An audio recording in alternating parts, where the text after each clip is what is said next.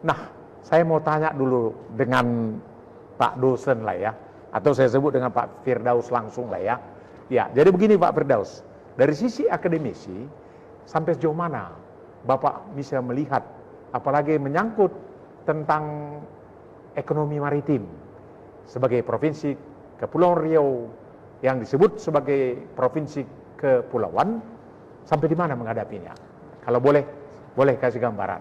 Ya, jadi menurut saya Pak, kalau kita bicara ekonomi maritim, ada artinya kita bicara langkah perubahan, merubah paradigma yang selama ini kita tuh lebih terkonsentrasi ke darat ketimbang memberdayakan ke lautan atau sektor maritim. Itu yang pertama. Yang kedua, kalau kita mengacu lagi, ada seorang ahli sejarah itu dari negara asing mengatakan begini, menyongsong suatu perubahan, kita harus melihat dari aspek sejarah. Karena sejarah itu adalah arsitek dalam perubahan. Nah, bicara ekonomi maritim, kita harus melihat secara historisnya dulu, Pak. Iya. Bangsa ini sebenarnya sejauh mana jiwa maritimnya sampai saat ini.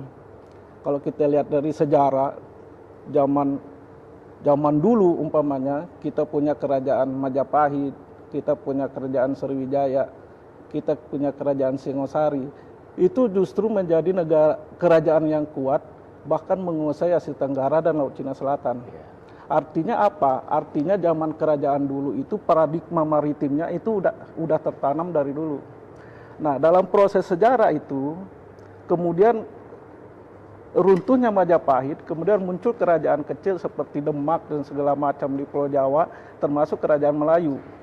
Nah, mereka tetap mempertahankan paradigma maritim menjadi sebuah kekuatan ekonomi. Itu. Kemudian, di zaman penjajahan Belanda, nah pada saat periode inilah sebenarnya, kalau saya lihat sejarah, di mana budaya, jiwa maritim bangsa Indonesia itu hilang. Karena kenapa? Karena pundi-pundi ekonomi maritim, perdagangan dan pelayaran itu dikuasai oleh Belanda. Saya potong sebentar. Ya. Bagaimana dengan poros maritim yang katakanlah sudah dicanangkan oleh Presiden Jokowi saat ini? Tentu kan ada kaitannya dengan sejarah itu. Ya, jadi begini silsilahnya. Pasca kemerdekaan, di mana maritim itu dikuasai Belanda, kemudian dikuasai Jepang, menyingkirkan Belanda. Nah, pada saat Jepang ini mulai ada penyerahan kembali pundi-pundi maritim buat bangsa Indonesia setelah Jepang itu kalah dalam Perang Dunia II. Di situ mulainya, Pak. Kemudian masuk zaman kemerdekaan Bung Karno. Bung Karno itu dalam segala momentum itu sering mengatakan bahwa bangsa Indonesia ini akan menjadi kuat, jaya, aman, dan sentosa ketika bangsa Indonesia menguasai kelautan. Itu bergeser terus. Setelah itu zaman Pak Harto itu pernah mendeklarasikan Dewan Kelautan umpamanya. Kemudian bergeser ke zaman Gus Dur. Gus Dur pun pernah melakukan hal yang sama, membentuk Dewan Maritim umpamanya.